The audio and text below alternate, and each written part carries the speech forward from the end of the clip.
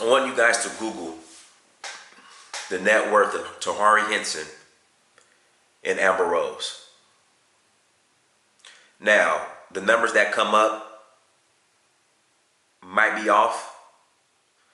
I don't know how credible the numbers that are presented are, but I'm willing to bet and gamble that is true overall. That Amber Rose's net worth is higher than Taraji Henson. Now, where am I going with this? Taraji Henson is probably one of the most, if not the most talented, educated, busiest, hardest working woman, not just black woman in Hollywood. But just like black women as a whole, who are the most educated demographic of people on this planet, they are also the most poorest and undercompensated demographic of people on this planet. But the likes of Taraji Henson will tell you that that's not the issue. The likes of Kerry Washington, who is another one. Google her net worth versus Amber Rose's net worth. Again, Kerry Washington, hardworking, educated, talented black woman, or one of the most hardworking, educated, talented women overall in Hollywood. But still, just like black women, no matter how educated you are still the poorest, undercompensated demographic on this planet.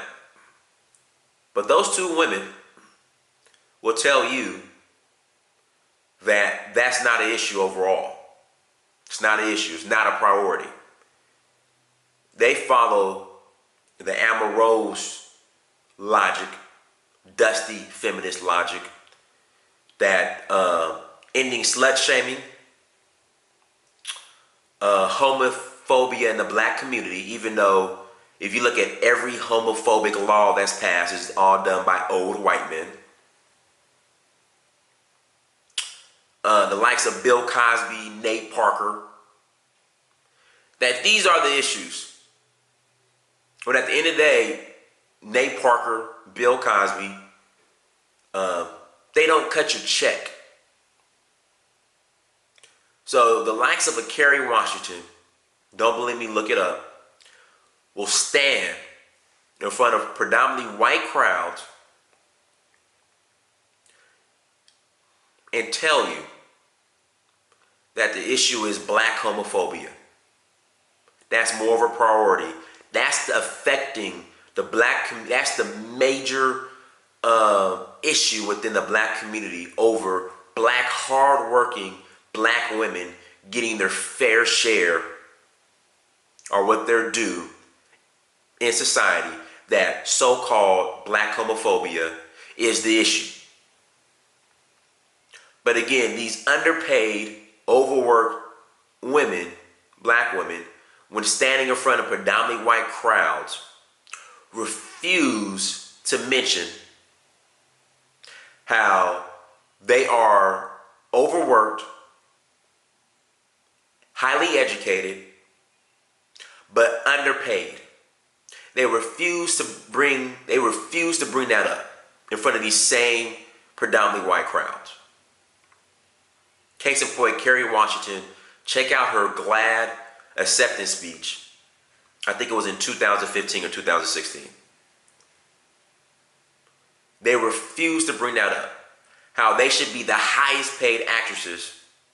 I don't know who are these high paid let's see here. Hold on. Let me look something up real quick. Highest paid. My bad, you guys. How they should be the highest paid actresses instead of, Angelina Jolie, Emma Watson. You'll never hear the likes of Taraji Henson, and Kerry Washington sitting with Emma Watson or Angelina Jolie and having an open discussion on how black women should receive their due compensation, throwing Janelle Monáe in that mix too. You know, you'll never see them sitting down with these top Hollywood producers on how they should be getting paid more money. You will never hear them going on a 10-minute rant in front of predominantly white crowds on how, as a black woman, they are underpaid and how they should receive more money, how they should be the highest paid actresses on the planet because they deserve it. You'll never hear that, but they will tell you that the issue is so-called black homophobia,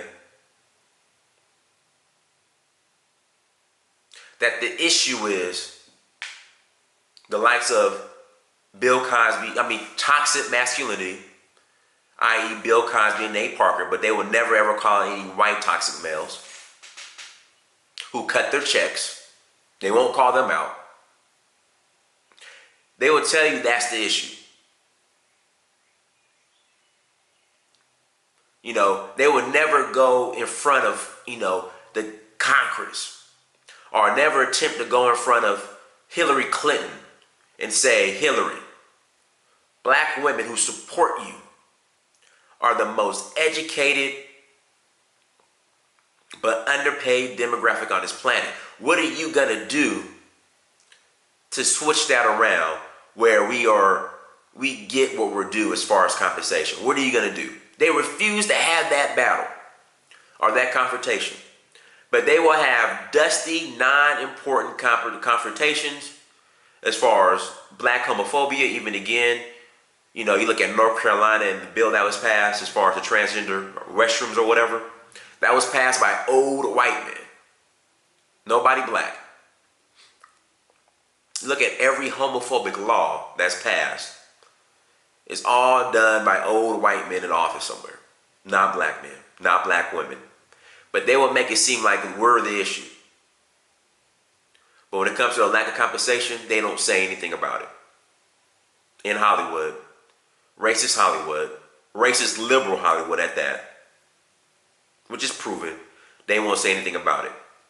So they follow this dusty, amorose, feminist, non-feminine, again, this dusty, amorose, non-African, feminist, non-feminine logic that slut-shaming, stopping slut-shaming should be priority and not getting their just compensation as black women.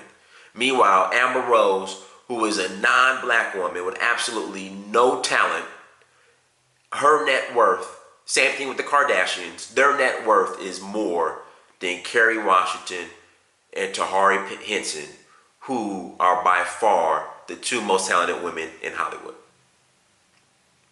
Do you guys see a problem with this? I see a problem with it.